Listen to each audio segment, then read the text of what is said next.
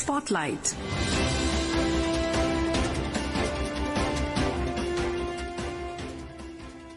This is Akashvani. In the program Spotlight, now we bring you a discussion on strengthening India-US bilateral ties. The participants are Professor Swaran Singh, international relations expert, and Kallol Bhattacharjee, journalist.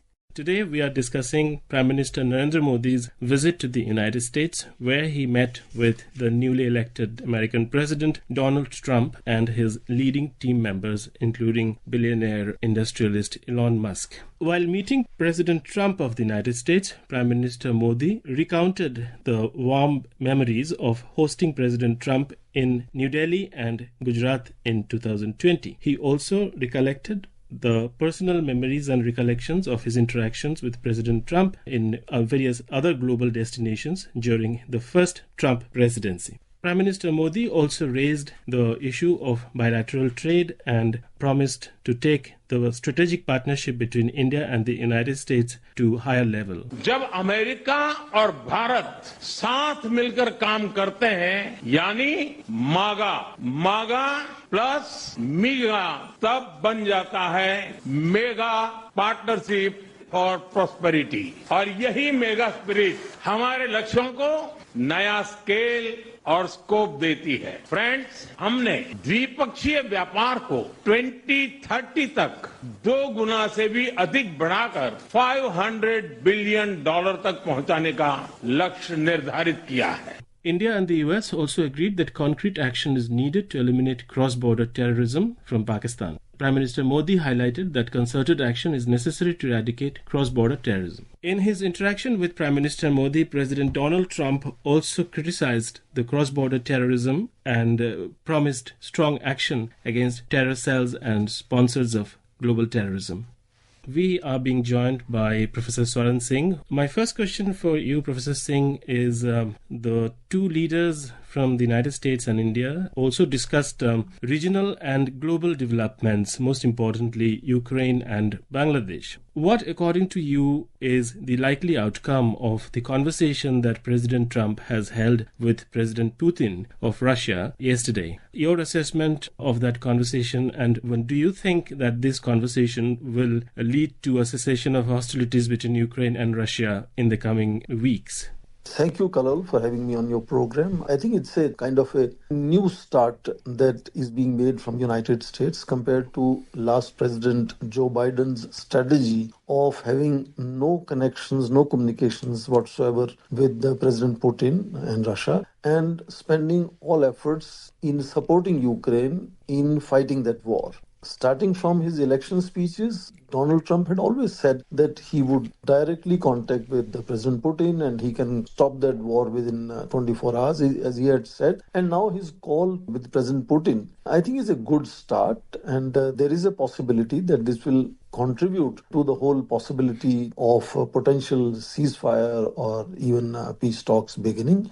India, because you mentioned it, that this came up for discussion during Prime Minister Modi's visit to White House. India is clearly another important peacemaker in that process in Ukraine war. Indian Prime Minister have spoken to both President Zelensky and President Vladimir Putin more than once, in fact, and India is seen as a credible actor in that game. So now President Donald Trump and Prime Minister Modi sharing notes on how they assess that situation and how that war can finally come to an end is a recognition of India's global stature, which is way beyond just focusing on bilateral problems or bilateral issues. That is a good sign in that sense, that they were not just discussing bilateral issues of their India-US relationship. They also discussed what role India can play in the immediate region. So, for example, on Bangladesh, President Donald Trump clearly said that I will leave that to Prime Minister Modi to deal with that situation. And on Ukraine, he shared his own conversation with President Putin. That is the recognition of India's role at regional and global level, and I think that's a good sign from United States.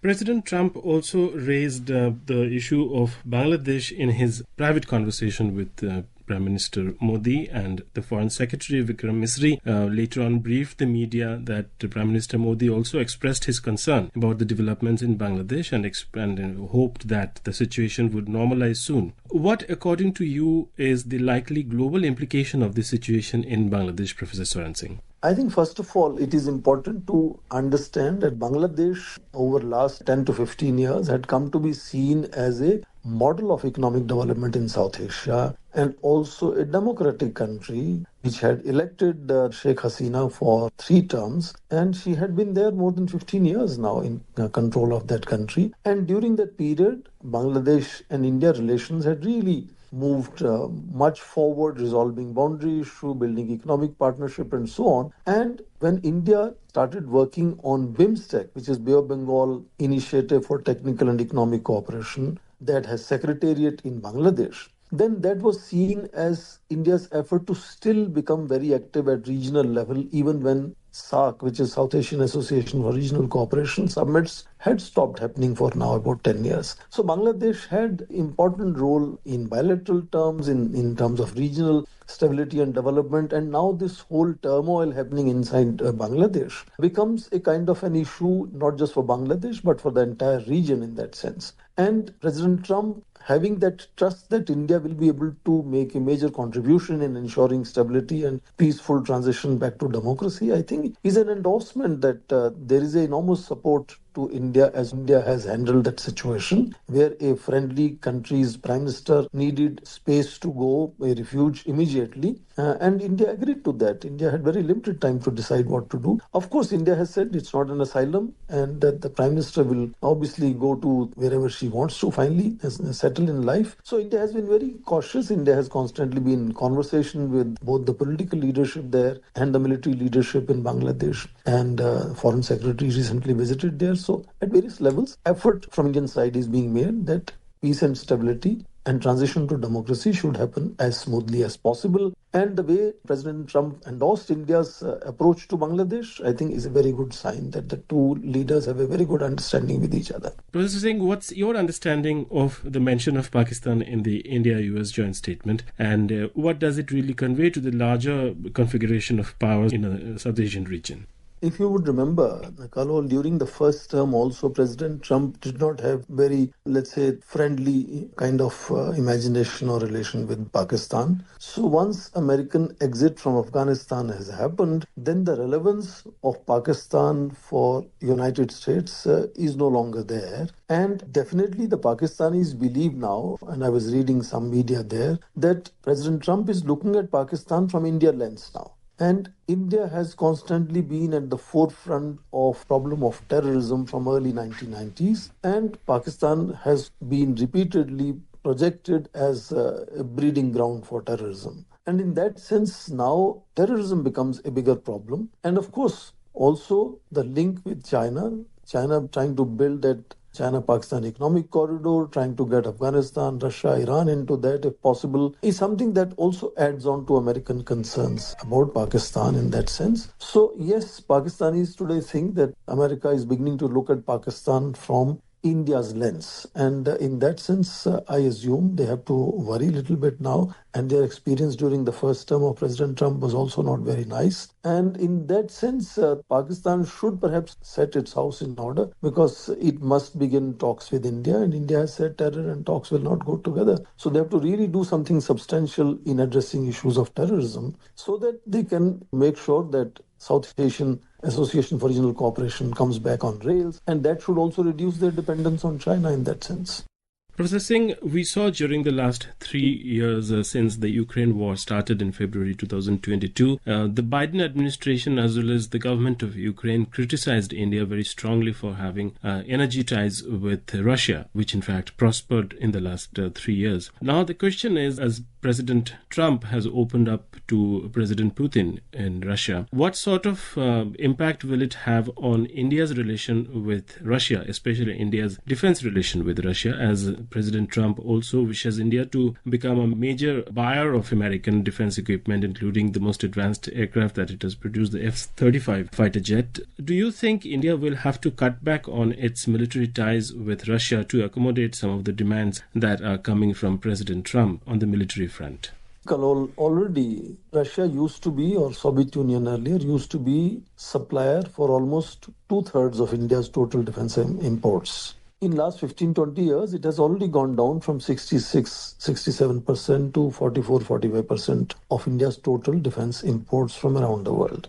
This period has seen India building very strong partnerships with countries like France, countries like Israel, also United States. And United States, which is world's largest exporter of defense equipment, nearly 1/4 of the entire global exports, 25% of global exports come from United States. Now, President Trump really sees that as a great opportunity for United States, exploring opportunities to supply more and more defense equipment to India. And if India begins to get access to most advanced technologies, you mentioned F-35, there's a conversation on drones already going on, there's possibility of Seahawk or Apache helicopters, and then Globemaster transport aircraft and so on. So if India starts procuring advanced technologies for defense preparedness from United States, then that means that share of the big pie will be reduced as far as Russia is concerned. That's going to be automatically. India cannot continue to buy just for the sake of buying from Russia. But more interesting now is Trump's reinforcement of expanding fossil fuel production, gas and oil in the United States. And as he said in this meeting and in press conference, he wants to see United States also becoming number one supplier for India's gas and oil.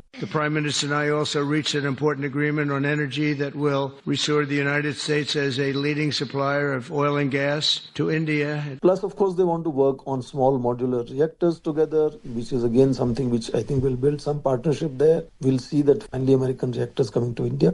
So there is already a nuanced kind of approach that United States has had on India. And this is going to only make relations now much more stronger and better.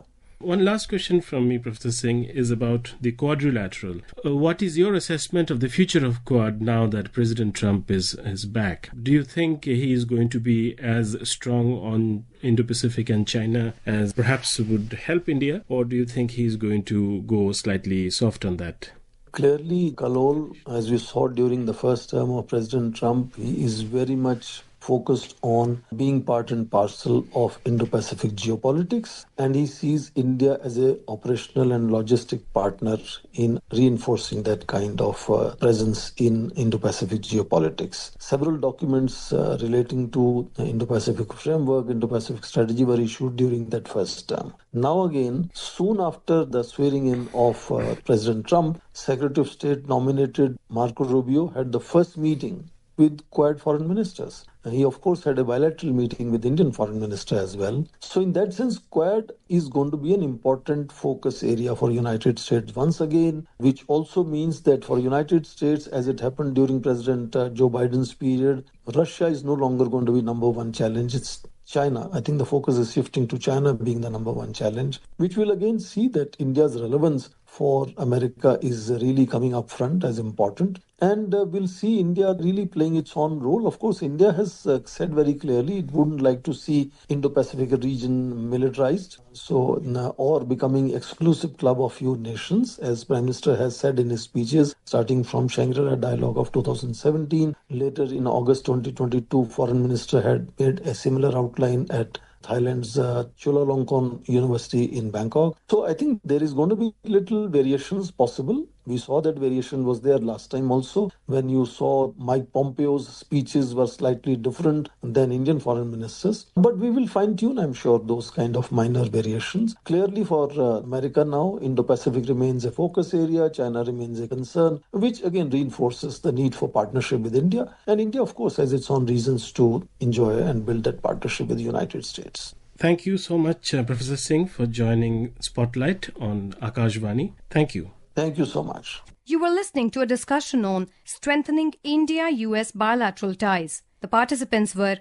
Professor Swaran Singh, international relations expert, and Kallol Bhattacharjee, journalist. This program was produced and presented by the News Services Division of Akashvani. You can listen to it on our mobile app, News on AIR. This program is also available on our YouTube channel, News on AIR Official. You may share your feedback about this program through email at airnsttalks@gmail.com or WhatsApp on 9289094044. Spotlight.